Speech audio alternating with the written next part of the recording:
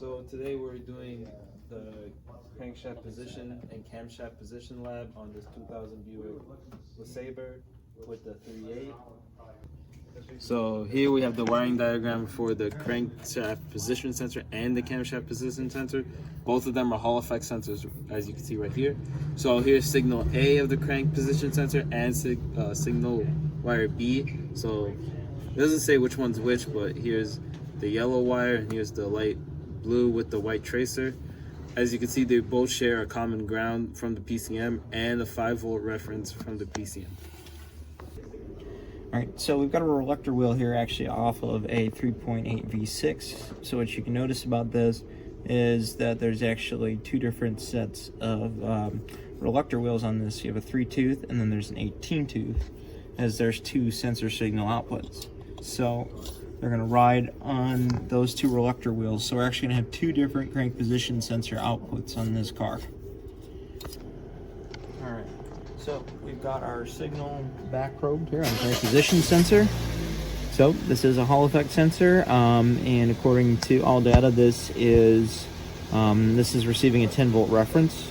So in our next clip here, we're going to crank this thing up and we're going to see what the voltage is at, and then we'll hook this up on a pico and show you those waves.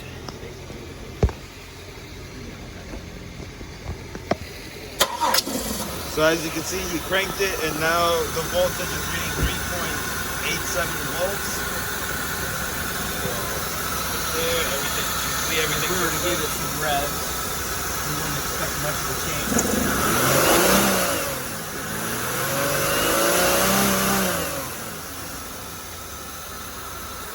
So right now on the picoscope, you can see the red is encompassing the red is the 3-tooth. Obviously, the blue is the 18th tooth, and Josh is going to give it a couple of revs, and we're going to see what happens.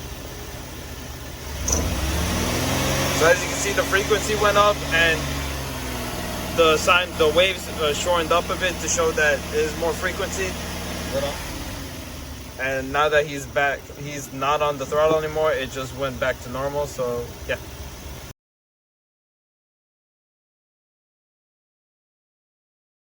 So right here we're on the 2006 Toyota Corolla with the 1.8 liter 4-cylinder, and today we're doing the camshaft position sensor lab.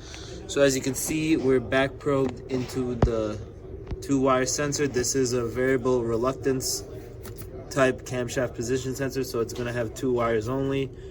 So as you can see, we're plugged into one of the wires.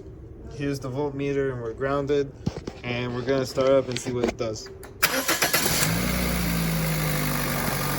right there, we're getting 2.1 volts, and my meter is also reading 31 hertz at the same time. So yeah. So we've got another picoscope hooked up here on the Corolla with the variable reluctance sensor, and we're going to show you what that analog signal is going to look like versus what something like a Hall effect sensor would provide. So right there, you can see our sine wave type thing, and what we should see when the keel revs it is amplitude should change just a little bit. Yeah, you can see that amplitude changing.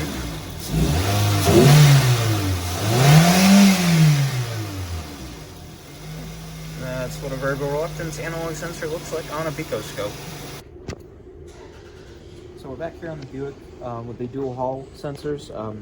We're going to take a look here and see what it does when unplugging the cam position sensor, and we'll show you what that looks like.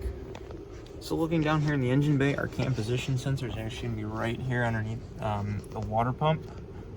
It's also going to be like the crank position sensors. It's going to be a 3-wire, so it's going to be a Hall sensor, and we'll show you what it looks like starting it up here. So right now we have the cam position sensor unplugged, and we're gonna see what happens when we start it.